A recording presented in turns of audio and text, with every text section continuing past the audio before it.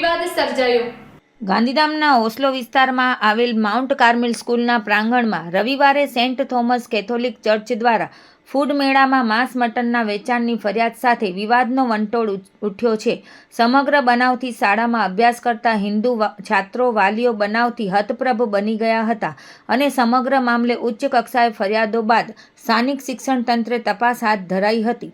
સૂત્રોના દાવા મુજબ માઉન્ટ કાર્મેલ સ્કૂલના પ્રાંગણમાં સેન્ટ થોમસ કેથોલિક ચર્ચ દ્વારા આયોજિત ફૂડ મેળા માટે વિદ્યાર્થીઓને ₹500ના પાસનું વેચાણ કરાયા બાદ વિદ્યાર્થીઓ પરિવાર સાથે ત્યાં પહોંચ્યા ત્યારે સ્કૂલમાં માંસ મટન અને ચિકન વેચવામાં આવ્યાની ફરિયાદ વાલીઓ અને સામાજિક સંગઠનોએ ઉઠાવીને શિક્ષણ વિભાગ દ્વારા પગલાં ભરવામાં આવે તેવી માંગણી કરી હતી।